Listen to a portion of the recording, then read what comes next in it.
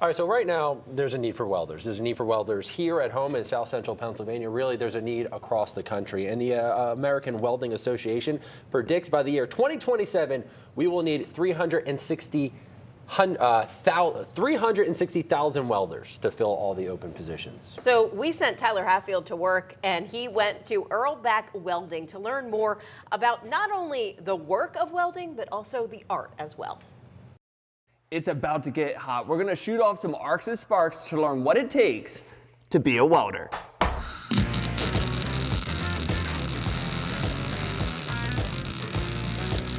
I'm at Earlbeck Training Center and I'm joined with John. And John, what does it take to be a welder? You really just need to have a good work ethic.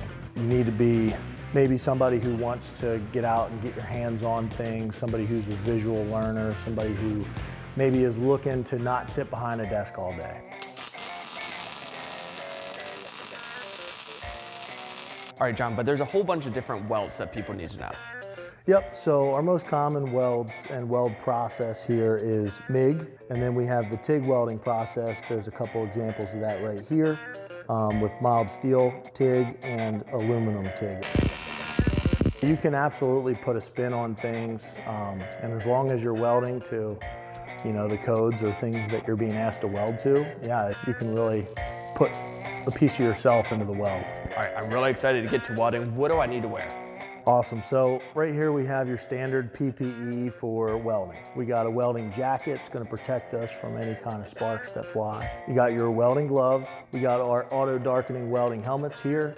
We need to wear this to protect our skin from the heat and the sparks that are going to be bouncing basically off of the material as the molten is solidifying and transferring back to molten. How hot does it get? The base materials can get anywhere from 3,000 to 5,000 degrees Fahrenheit. So we're going to head into this booth right here. I'm going to do some tack welds to get our parts together, and then I'm going to show you how to do a fillet weld, and then we're going to have you perform a fillet weld yourself. It's like art almost. It is, definitely. You can create like a pattern that you weld in, and that pattern will give you a really cool view of the weld profile after it's done solidifying from the molten puddle. People are going to enjoy what I've built. People are going to actually see the work that I do and use it. When you get started and maybe you're a little bit frustrated, just like many things you learn, you come back to it. You keep practicing and persevere through some of those things.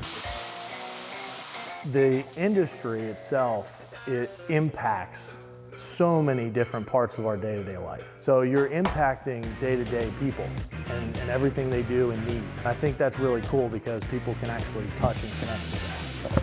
And once you put that hood on, you're in the zone. And that's where all the challenge and fun begins.